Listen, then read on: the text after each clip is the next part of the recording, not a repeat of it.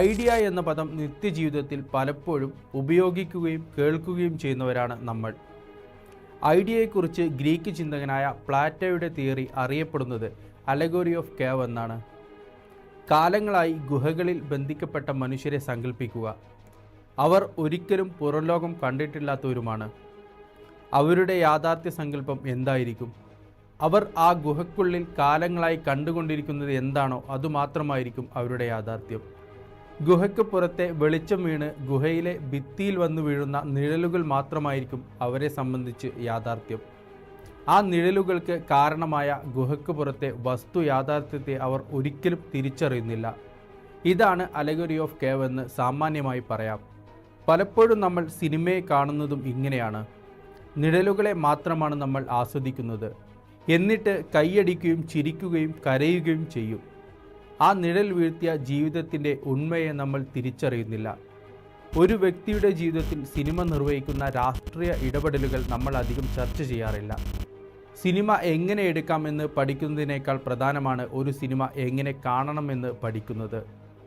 അലഗോറി എന്ന ഇംഗ്ലീഷ് വാക്കിൻ്റെ വിവക്ഷയിൽ കഥ മാത്രമായി ഒതുങ്ങുന്നില്ല. കഥക്കപ്പുറമുള്ള ഒന്ന് എന്നർത്ഥം വരും. അങ്ങനെയെങ്കിൽ സിനിമക്കപ്പുറമാണ്.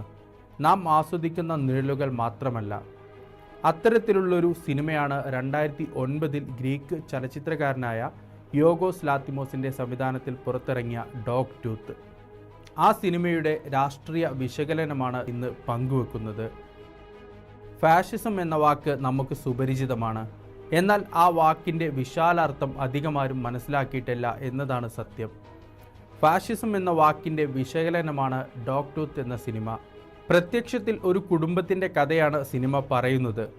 മാതാപിതാക്കളും 3 മക്കളും അടങ്ങുന്ന ഒരു കുടുംബം. ആ 3 മക്കളെയും ഒരു കാരണവശാലും സമൂഹവുമായി ഇടപഴകാതെ തീർത്തും ഒറ്റപ്പെടുത്തിയാണ് അവർ വളർത്തുന്നത്. അതാണ് സിനിമയുടെ കഥാതന്തു. ഫ്രഞ്ച് ചിന്തകനായ ലാക്കാൻ പറയുന്നുണ്ട്, അധികാരഘടനയിൽ സമൂഹത്തിൻ്റെയും രാഷ്ട്രത്തിൻ്റെയും മിനിയേച്ചർ രൂപമാണ് കുടുംബം എന്നുള്ളത്. അതുകൊണ്ട് തന്നെ കുടുംബം എന്നുള്ളത് ഒരു രാജ്യമാണ്. അവിടെ ഭരിക്കുന്നവനും ഭരിക്കപ്പെടുന്നവനുമുണ്ട്. ഈ സിനിമയിലെ കുടുംബവും അതുപോലൊരു രാജ്യമാണ്. എങ്ങനെയാണ് ഫാസിസ്റ്റ് ഭരണാധികാരികൾ ഇരകളെ അടക്കി ഭരിക്കുക എന്നതിനെക്കുറിച്ച് രാഷ്ട്രീയ ചിന്തകനായ ലോറൻസ് ബ്രിട്ട് പറയുന്നുണ്ട്. ഫാഷിസത്തിൻ്റെ 14 പ്രത്യക്ഷ അടയാളങ്ങളിലൂടെയാണ് അദ്ദേഹം അത് വ്യക്തമാക്കി തരുന്നത്. ഒന്നാമത്തെ അടയാളം ആ ഭരണകൂടം നിരന്തരം ശക്തമായ ദേശീയത ഉയർത്തിക്കാണിക്കും എന്നുള്ളതാണ്. അതിനായി പ്രത്യേക വസ്ത്രങ്ങൾ, ഗീതങ്ങൾ എല്ലാം ഉണ്ടാകുമെന്നും ലോറൻസ് ബ്രിട്ട് വിശദീകരിക്കുന്നു. ഡോഗ് ടൂത്തിൽ ഇത് നമുക്ക് കാണാനാകും. കഥാപാത്രങ്ങൾ പ്രത്യേക നൃത്തം ചെയ്യുന്നതും അധികവും യൂണിഫോം രൂപത്തിലുള്ള വെള്ള വസ്ത്രങ്ങൾ ധരിക്കുന്നതും ഈ അടയാളമായി നമുക്ക് വീക്ഷിക്കാം. ബ്രിട്ട് പറയുന്ന രണ്ടാമത്തെ അടയാളമായ മനുഷ്യാവകാശ ലംഘനങ്ങളും സിനിമയിലുണ്ട്. പുറം ലോകവുമായി ഒരു ബന്ധവുമില്ലാത്ത കുട്ടികൾ അനുഭവിക്കുന്നത് അതാണ്. അവർക്ക് കുടുംബത്തിൽ ലഭിക്കുന്നത് എന്താണോ അതാണ് അവരെ സംബന്ധിച്ച് അവരുടെ അവകാശങ്ങൾ. ഒരു ഫാസിസ്റ്റ് രാജ്യത്തെ ജനങ്ങളും ഇങ്ങനെയാണ്. മനുഷ്യാവകാശ ലംഘനങ്ങളിൽ ഉപരി എന്താണ് മനുഷ്യർക്ക് ലഭിക്കേണ്ട അവകാശങ്ങൾ എന്നതിനെക്കുറിച്ച് പോലും അവർ അജ്ഞരായിരിക്കും. ഇതാണ് ഈ സിനിമ കുടുംബകഥയിലൂടെ വ്യക്തമാക്കാൻ ശ്രമിക്കുന്നത്. മൂന്നാമതായി ബ്രിട്ട് പറയുന്നത് ശത്രുക്കളുടെ പേര് പറഞ്ഞ് ഭയം ജനിപ്പിച്ച് ജനങ്ങളെ ഏകാധിപതിക്ക് കീഴിൽ ഒരുമിച്ച് നിർത്തുക എന്നതാണ്. സിനിമയിലെ കുട്ടികൾക്ക് ഒരു ജ്യേഷ്ഠ സഹോദരൻ ഉണ്ടായിരുന്നെന്നും പൂച്ചയാണ് അവരെ കൊന്നതെന്നും മക്കളെ പറഞ്ഞു വിശ്വസിപ്പിക്കുന്നതിലൂടെ സിനിമയിലെ അച്ഛൻ കഥാപാത്രം ചെയ്യുന്നത് പൂച്ചയെ ശത്രുവായി കാണിച്ച് ഭയപ്പെടുത്തി കുട്ടികളെ തൻ്റെ കൂടെ നിർത്തുക എന്നുള്ളതാണ്. പൂച്ചയെ നേരിടാൻ നായയെപ്പോലെ കുരക്കണമെന്ന് പഠിപ്പിക്കുന്നതും ഇവിടെയാണ്.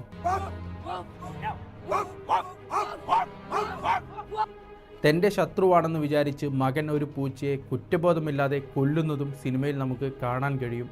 പട്ടാളത്തിൻ്റെ ആധിപത്യമാണ് ബ്രിട്ട് അടുത്തതായി പറയുന്ന അടയാളം. കുട്ടികളുടെ അമ്മയാണ് സിനിമയിൽ അത് നിർവഹിക്കുന്നത്. കുടുംബരാഷ്ട്രത്തിലെ ഏകാധിപതിയായ അച്ഛൻ്റെ ആജ്ഞകൾ കുട്ടികൾക്ക് മേൽ നിറവേറ്റുന്നത് അമ്മയാണ്. അഞ്ചാമതായി ബ്രിട്ട് ചൂണ്ടിക്കാണിക്കുന്ന ഫാസിസ്റ്റ് ഭരണകൂടത്തിൻ്റെ അടയാളം വന്യമായ ലൈംഗികതയാണ്. ഇൻസൈറ്റ്സ് ലൈംഗിക സീനിലൂടെ ഈ അടയാളവും സിനിമ രേഖപ്പെടുത്തുന്നു. മാസ് മീഡിയകളുടെ നിയന്ത്രണമാണ് ബ്രിട്ട് അടുത്തതായി ചൂണ്ടിക്കാണിക്കുന്ന അടയാളം. മക്കൾ ഷൂട്ട് ചെയ്യുന്ന റാൻഡം വീഡിയോസ് വൈകിട്ട് TV-യിൽ കുടുംബസമേതം ഇരുന്ന് കാണുന്നതും TV-യുടെ ഉപയോഗം അതുമാത്രമാണെന്ന് കുട്ടികളെ തെറ്റിദ്ധരിപ്പിക്കുന്നതും മറിച്ച് TV-യിൽ ഒരു സിനിമ കണ്ടതിന് മകളെ ശിക്ഷിക്കുന്നതും ഈ അടയാളം ശരിവെക്കുന്നു. സദാ ദേശസുരക്ഷയെക്കുറിച്ചുള്ള ചിന്തയാണ് ബ്രിട്ട് ഫാഷിസത്തിൻ്റെ അടയാളമായി പിന്നീട് പറയുന്നത്. പുറം ലോകത്തെക്കുറിച്ചുള്ള ഭയം ജനിപ്പിച്ചതിന് ശേഷമാണ് സിനിമയിൽ പിതാവ് മക്കളെ സ്വന്തം ഇഷ്ടത്തിന് വളർത്തുന്നത്. ഭരിക്കപ്പെടുന്നവനിലെ ഭയം എന്ന വികാരമാണ് അധികാരത്തെ ഊട്ടിയുറപ്പിക്കാൻ ഫാസിസ്റ്റ് ഭരണാധികാരികൾ എന്നും എവിടെയും ഉപയോഗിക്കുന്ന ടൂൾ എന്ന് ഈ സിനിമ വെളിപ്പെടുത്തുന്നു. ലോറൻസ് ബ്രിട്ട് പറയുന്ന 14 അടയാളങ്ങളിൽ പ്രധാനപ്പെട്ടവ മാത്രമാണ് ഈ സിനിമയെ മുൻനിർത്തി നമ്മൾ ചർച്ച ചെയ്തത്. എല്ലാ അടയാളങ്ങളും മെറ്റഫറുകളായി സിനിമ കൈകാര്യം ചെയ്തിട്ടുണ്ട്. തീർത്തും ഒരു പൊളിറ്റിക്കൽ സിനിമയാണ് ഡോഗ് ടൂത്ത്. എത്ര പേർ ആ തരത്തിൽ സിനിമയെ കണ്ടിട്ടുണ്ട് എന്നറിയില്ല. ഒരിക്കൽ കൂടെ ആ സിനിമയ്ക്കപ്പുറമായി കാണുക. അപ്പോൾ നമ്മുടെ രാജ്യത്തെ വർത്തമാന രാഷ്ട്രീയവും സിനിമ നമുക്ക് ചൂണ്ടിക്കാണിച്ചു തരും.